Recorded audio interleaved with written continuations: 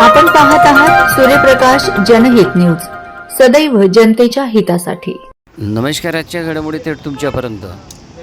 फरार आरोपी 24 तासात जेरबंद, मात्र बंदोबस्तात असलेल्या दोघं पोलीस कर्मचाऱ्यांवर निलंबनाची कुऱ्हाड। बातमी सविस्तर। धुळे शहरातील मोवाडी येथे 2020 साली राहुल मेंढे यांच्या खून प्रकरणातील बंदिवान आरोपी धुळे पोलिसांच्या हातावर तुरी देऊन जिल्हा रुग्णालयातून पसार झाल्याची घटना घडली होती। ह्या घटनेनंतर धुळे LCBने तत्पर कारवाई करत सदर बंदिवानास 24 तासाच्या आत अटक केली होती। दरम्यान ज्या पोलीस अंमलदारांच्या निष्काळजीपणाबद्दल तो पसार झाला होता, त्या दोघा पोलीस अंमलदारांवर निलंबनाची कारवाई जिल्हा पोलीस अधीक्षक श्रीकांत दिवरे यांच्याकडून करण्यात आली आहे। राहुल मेंढे खून प्रकरणातील धुळे कारागृहात शिक्षा भोगत असलेला आरोपी गणेश अर्जुन सोनवणे हा न्यायालयीन कोठडीत होता। त्याची प्रकृती बिघडल्याने त्याला तुरुंगातून हिरे रुग्णालयात उपचारासाठी नेण्यात आले होते। मात्र त्याच्यावर उपचार सुरू असताना त्याने दुपारच्या सुमारास तेथून पळ काढला। पोलिसांच्या निगराणीतून तो पसार झाल्याने पोलीस यंत्रणेची झोप उडाली होती। अखेर स्थानिक गुन्हे शाखेच्या पथकाने 24 तासाच्या आत त्याला हुडकून अटक केली।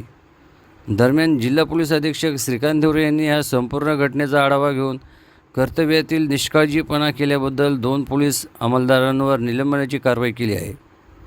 सूर्यप्रकाश Janhit news bureau report Suresh Bagul, Dhule. Mohadinagar police station येथे 2020 साली खुनाच्या गुन्ह्यामध्ये एक आरोपी होता, गणेश अर्जुन सोनवणे उर्फ गण्या डमऱ्या, वय 32, राहणार मोहाडी उपनगर तिखी रोड। हा 2020 पासून धुळे जेलमध्ये न्यायबंदी आरोपी म्हणून जमा होता। दिनांक 30/3 रोजी सदर आरोपी हा वैद्यकीय कारण सांगून हिरे मेडिकल कॉलेज येथे तो भरती झाला होता उपचारासाठी। त्यावेळी त्याने तिथली परिस्थितीचा फायदा घेऊन तिथून पलायन केलेलं होतं आणि तो फरार झालेला होता।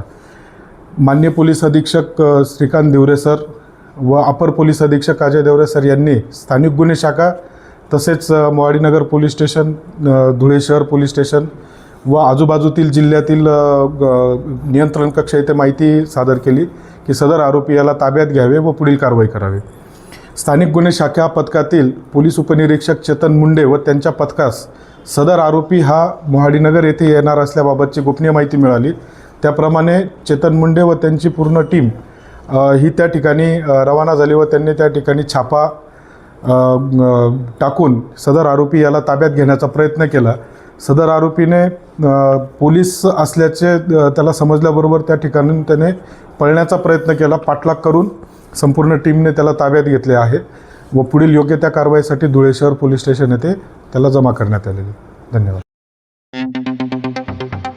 आपण पाहत आहात सूर्यप्रकाश जनहित न्यूज, सदैव जनतेच्या हितासाठी।